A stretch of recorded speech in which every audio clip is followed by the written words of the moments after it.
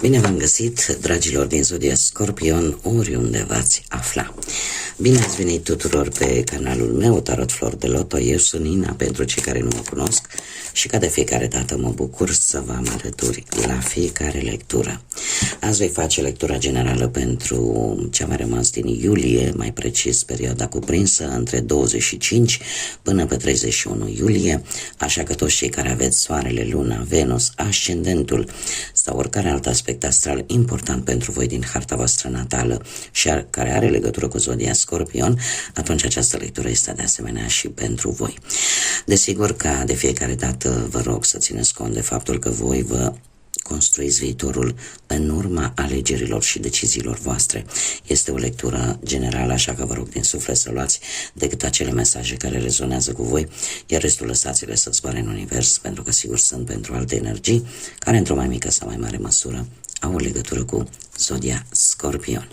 După cum bine vedeți, cei care mă urmăriți, nu se mai aude acel zgomot de fundal. Am prins un moment foarte de dimineață, când a fost un pic, temperaturile au fost un pic mai scăzute, care mi-au permis să fac aceste lecturi fără să dau drumul la aerul condiționat, așa că lipsa aerului condiționat, zgomotului pe care acesta îl face, este adevărat temporară, pentru că se pare că temperaturile vor crește, așa că am profitat și eu de acest lucru să fac lecturile pentru voi. Haideți să vedem, dragilor din Scorpion, sau cu legături importante cu această zodie, ce vine pentru voi în următoarea perioadă între 25-31 iulie.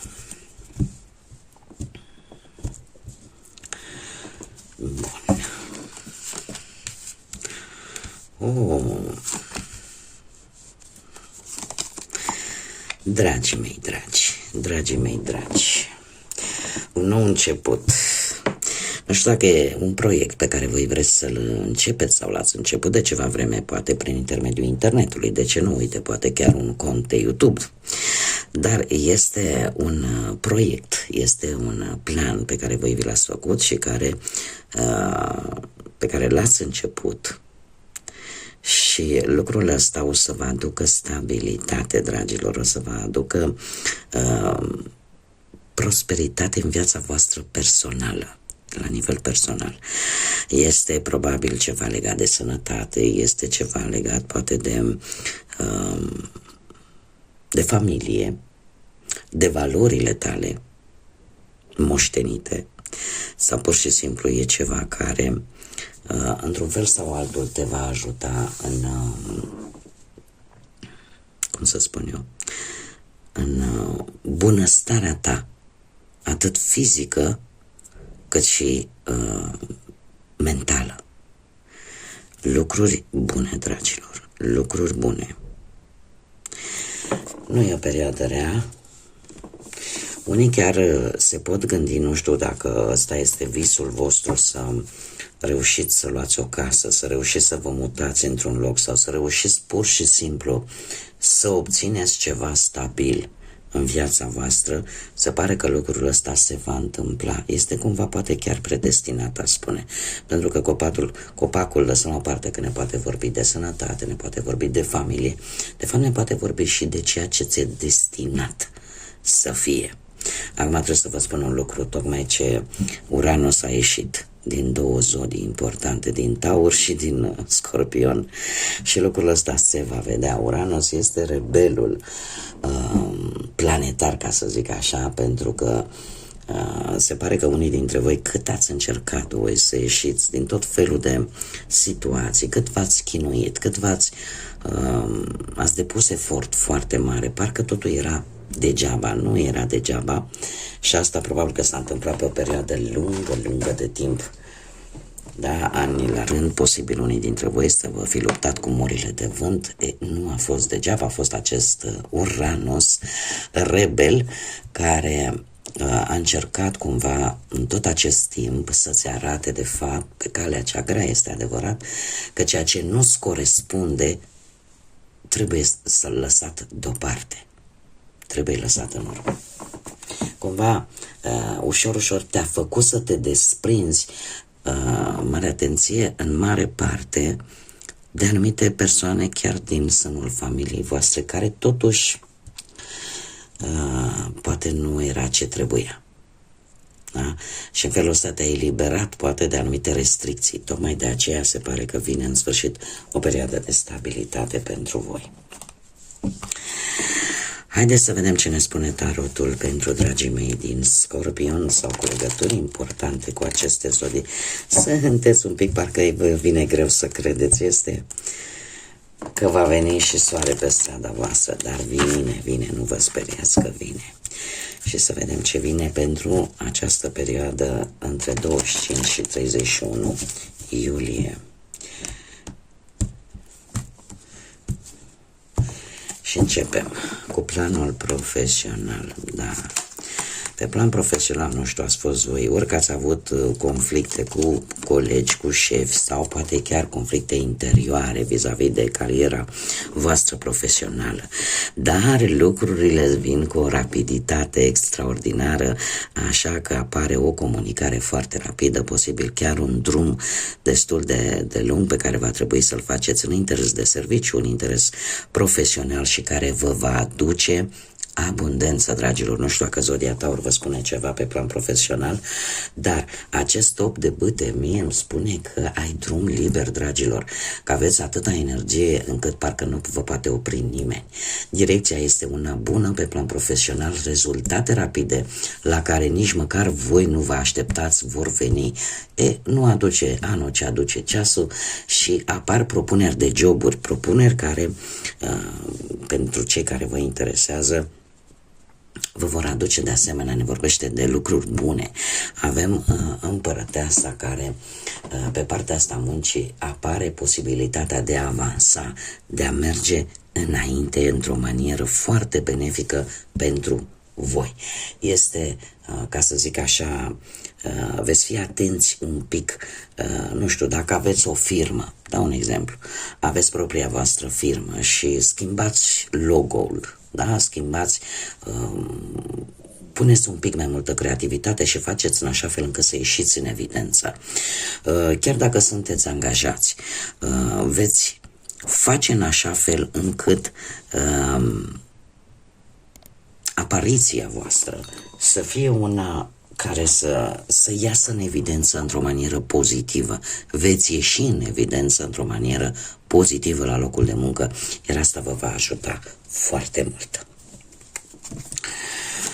Mergem mai departe pe planul banilor. Ei, dragilor, ați avut lipsuri destul de mari pe planul ăsta al banilor. Banii v-au cam lipsit și v-ați făcut și o să mai vă faceți, aveți o speranță, aveți un vis. Un vis, nu știu care, dacă zodiile de foc au o legătură cu partea asta financiară, berbec, leu, săgetător, poate cineva implicat, posibil, dar acest 7 de cupe îmi spune că să stați un pic liniștiți, încercați în această scurtă perioadă să nu investiți și chiar dacă vin oferte tentante, analizați-le cu mare atenție. Da? Oferte de a face bani, mă refer. Totuși, de asemenea, această carte îmi poate vorbi de un anumit gând de-al vostru de a remedia cumva această lipsă a banilor. Și cu acest cavaler de bâte trebuie să vă spun că până la sfârșitul lunii veți avea parte de surprize bănești. E adevărat, nu vor fi cantități foarte mari, așa că nu ar trebui să-i cheltuiți impulsiv, da? Cum îi aveți, așa să-i și cheltuiți. Să încercați să depășiți această tendință care are legătură un pic și cu 7-le ăsta de cupe, această tendință înșelătoare că lasă, dacă am acum o să nu-i problemă, mă descurc. Este adevărat că acest cavaler de bâte ne vorbește de acea energie puternică de a obține ceva pe planul ăsta financiar, dar e posibil ca planul vostru cumva să aibă și e posibil ca o persoană să fie ca un rival pentru unii dintre voi, în ceea ce privește acest plan în mod deosebit. Da? Că unii dintre voi pot să zică, Doamne, vreau să fac bani din cutare. Și v-ați făcut planul, l-ați pus voi la punct așa cum ați știut mai bine și totuși apare un rival sau o rivală care să nu prea dea un pas înapoi. Dar, din câte văd eu aici, deci o reușită vine adevărat destul de rapid în această perioadă și un pic total neașteptat, dar cumva, cum am mai spus, trebuie să aveți grijă la această tendință de a cheltui. Mergem mai departe, pe plan sentimental. Pe plan sentimental, dragilor dragi, nu știu dacă Zodia Vărsător vă spune ceva, dar sunteți într-o perioadă în care relația voastră, pentru cei care sunteți deja un cuplu, este destul de stabilă. Destul de stabilă, lucrurile se văd, se pare destul de clar în relația voastră, destul de transparent și eu aș zice că cumva, pe de-o parte, dialogul dintre voi pare a fi unul destul de sincer, destul de rațional. Și e posibil ca relația să, nu știu, să vă faceți voi un nou proiect împreună. Un nou proiect care poate să fie relaționat și cu banii, mare atenție, nu știu. Să luați voi o decizie, domne, trebuie să economisim ca să luăm cu tare lucru, care pentru voi este important cu acest 4 de monede. Este un front comun, ca să zic așa, pe care voi îl faceți în relația voastră. Este ceva care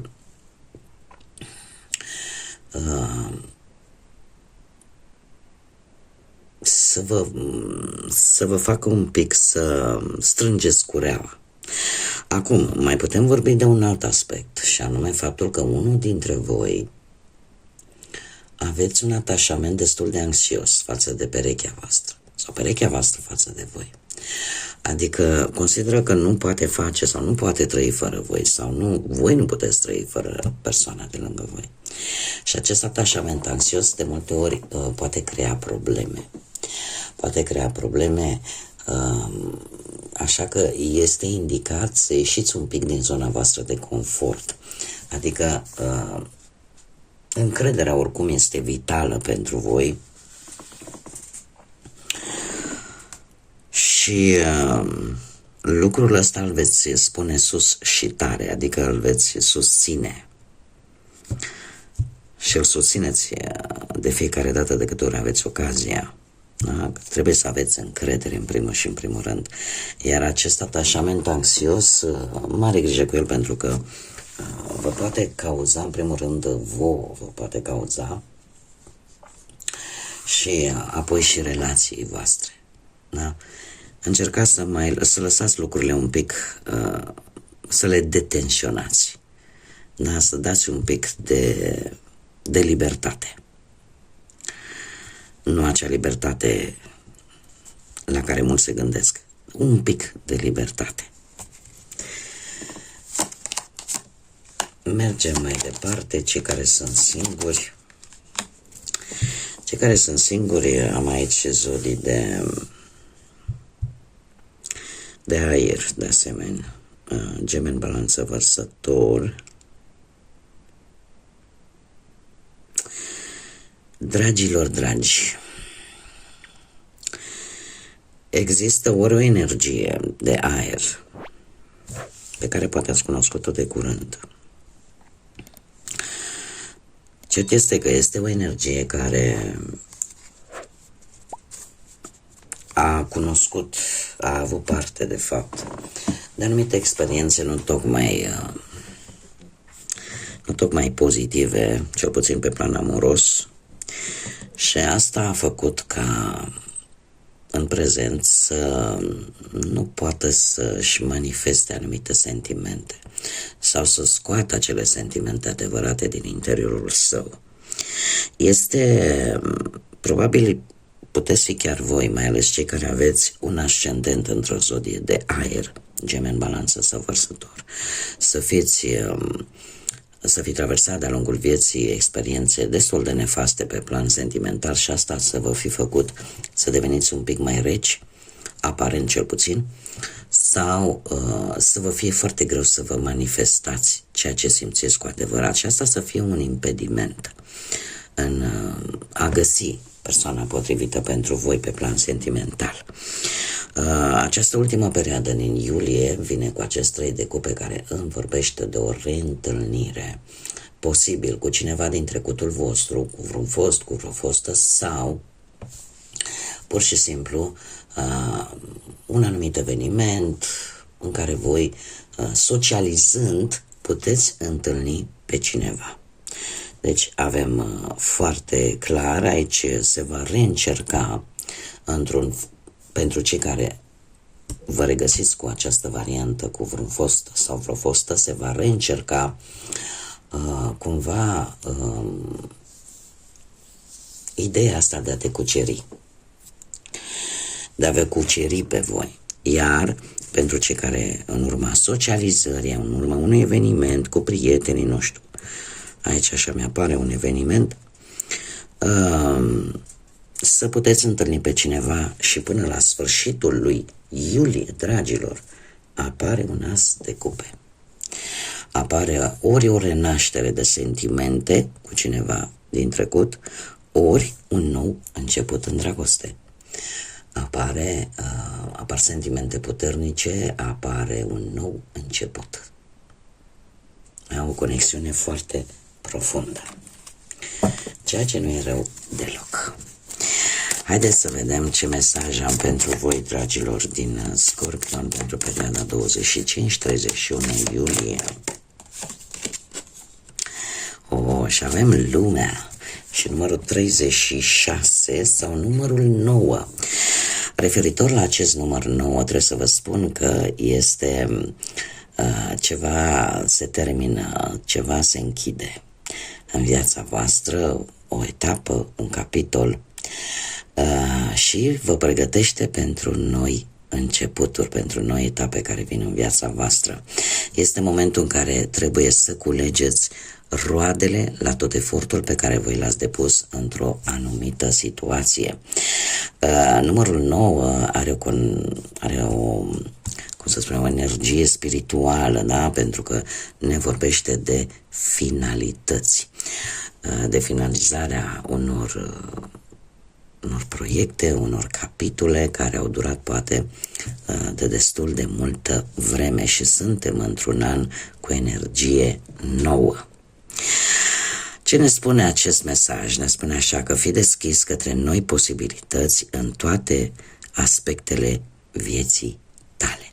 Deci pot veni noi posibilități, noi șanse, noi oferte, noi începuturi pe oricare plan al vieții. Exact cum vă spuneam, ieșirea acestei planete Uranus din zodia voastră și nu numai chiar și din zodia Taurului, dar din zodia voastră în mod special acum se va face simțită, pentru că chiar dacă Pluton va intra în zodia voastră, este planeta care cum să spunem, vă guvernează și atunci lucrurile vă veți simți ca la voi acasă, că una e să treci din când în când pe situații negative și să depui un efort susținut și să nu vezi rezultate și asta să se întâmple periodic, și alta e, nu, când ți se întâmplă